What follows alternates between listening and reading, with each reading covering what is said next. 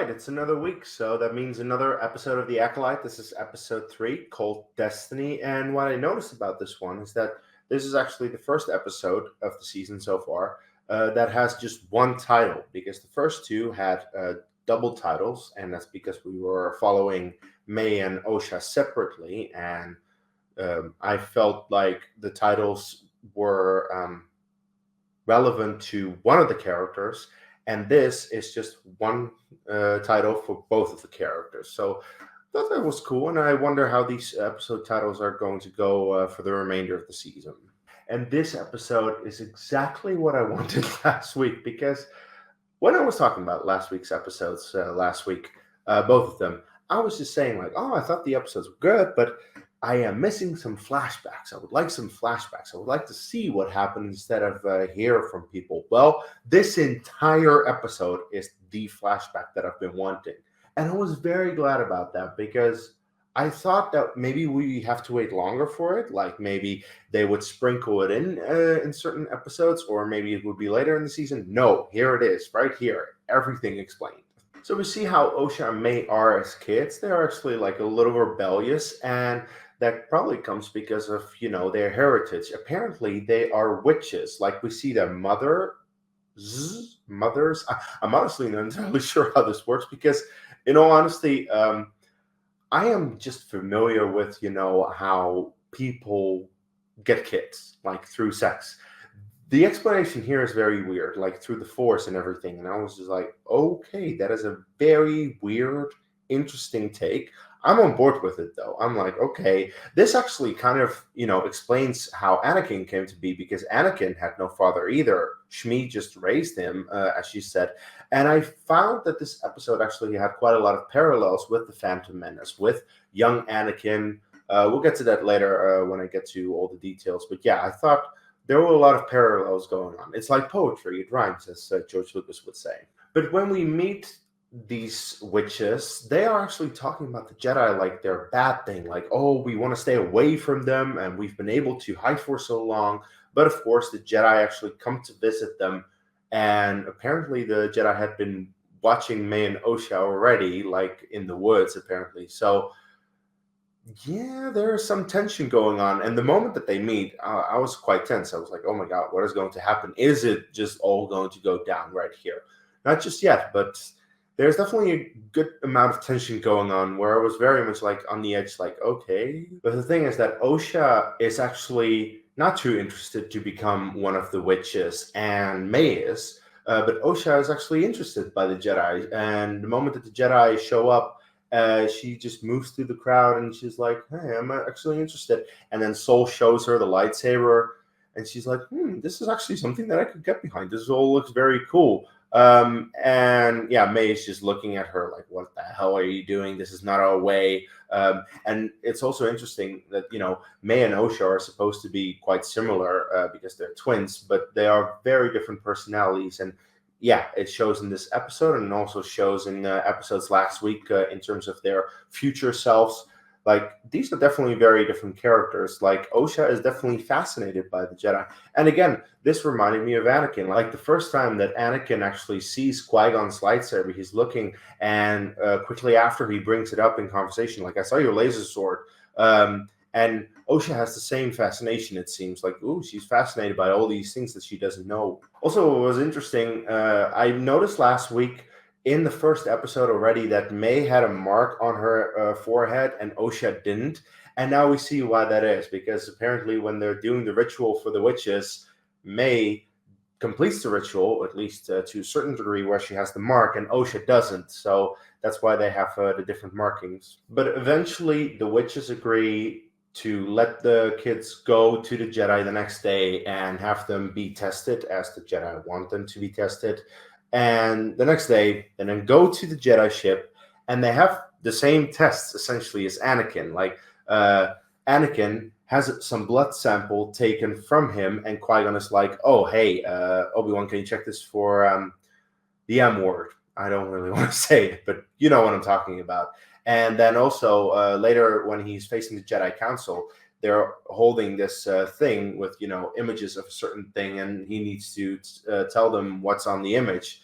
The difference is, though, that May and Osha, like they made a pact, they make a promise to one another, like we are going to lie to make sure that they don't think we're capable of being Jedi, and therefore we're just going to be with our family and not be taken by the Jedi. However, the moment that Osha is doing a test, she is lying, and then with the second one, she's like, no, that wasn't. Oh boy, okay, she gave herself away. Whoopsie. I do think though that she definitely wanted not to lie. She definitely was interested to see the Jedi ways, and she doesn't seem all that guilty about it. Like, she seems guilty about it to May. The moment that she sees May, she's like, oh shit, I fucked up. And she knows that, and May instantly sees it in her. So May is like, oh, come on, how can you do this when you made a promise and that kind of stuff? But yeah, you can clearly see already that Osha is definitely very much into the Jedi, very much is open to that kind of stuff, and May is completely closed off to it. So Osha decides to actually go with the Jedi. She's like, I want to do this. This is my path. I know I need to leave my family. She is sad about that. She realizes that, yeah, leaving her family, that is very sad and very difficult for such a young kid, but she does need to do that. It did remind me again of Anakin, and this is probably the last comparison that I'll make with Anakin. But yeah, Anakin, he wins the pod race. He's on cloud nine, like, oh my god, I'm going to be a Jedi. I'm going to get out of here. But then, oh, but wait, what about Mom? And there's definitely some sadness going on there. And I see that in this episode as well. And I thought that was pretty cool. But then May shows up and she's like, no, I'm going to lock you up and I'm going to burn this fucking thing down. May, you're a little fucking bitch already from such a young age. Like, what the hell is wrong with you? She can just not accept the fact that Osha is a different person. And yeah, they're twins, but she is able to make her own decisions in life. Why the hell not? May is just really, really messed up in that regard. And I'm curious if there is more to that. I have the feeling that there is going to be more to that, which I'm very curious about in the remainder of the episodes. But anyway, Osha tries to get out of there. They finally meet one another, Osha and May, on a bridge, and Sol is there as well. And Sol just wants to help the both of them. But unfortunately, May falls off the bridge, and it's clear to see why Osha and Sol think, based off of that May would be dead, because a fall like that would probably kill a person. How May survive, it's Star Wars. in Star Wars, when a person is not physically on screen murdered, then they're fine. That's just the rule of it. I do wonder though, why, based on all that happening, May thought that Osha was dead, because Osha was fine as far as she could see. Like, okay, Osha fell after her, but then was grabbed by Sol, which May never saw because May was all the way down there. How could you possibly see that Sol grabbed her, or did anything really happen to Osha? So I do have the feeling that, maybe her current master is like feeding her lies about Osha, and the reason that, that has fueled May for a couple of years. And that's why she's really hunting these Jedi, because her master is like, oh yeah, no, they did that to Osha. And then it turns out that was all a lie. I'm curious to see that play out. So yeah, there's still a lot of intrigue. Despite the fact that this episode gives us so many answers, there's still a lot of intrigue going into the next episodes, where I'm curious to learn a lot more about May specifically. But at the end of the episode, of course, the Jedi have Osha in her ship. They're on the way to Coruscant.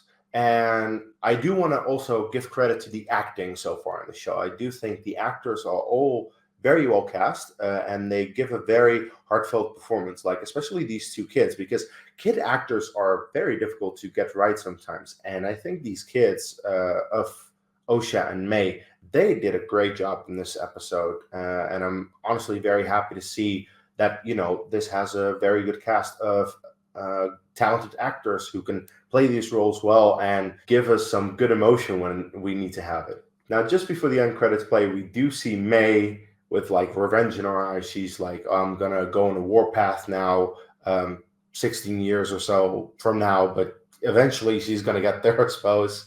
And then the cuts to credits, and that's the episode. And as I said, a very, very satisfying episode that answered so many things that I wanted to know based on last week. and still giving us more intrigue, because there is so much about May that I want to know, that I want to find out, and I can not wait to see more of that, because I know there are still 5 episodes left in the season, 5 episodes to dive into these characters, and yeah, I'm very hooked now. And essentially, my complaint from last week about, maybe sprinkling in the flashbacks, that's pretty much gone. I do think it was probably the right decision to, do it in one entire episode, the entire thing, and not sprinkle it in throughout. This was a good decision. I'm very happy that they did this, actually, because also I do think on a rewatch, when you try to binge everything, it flows really well. So really good show so far. But that's all I can say about episode 3 of The Acolyte. And now I just wonder, what are your thoughts on it? Do you agree with me? Do you have some different thoughts? Are there things that I missed? Please let me know any and all your thoughts and opinions in the comments below. And, please keep it respectful. Don't be a little bitch like me. Consider subscribing to my channel, where I talk about Star Wars all the time. Follow me on social media to stay updated with me and the stuff that I do. And until my next video, may the Force be with you.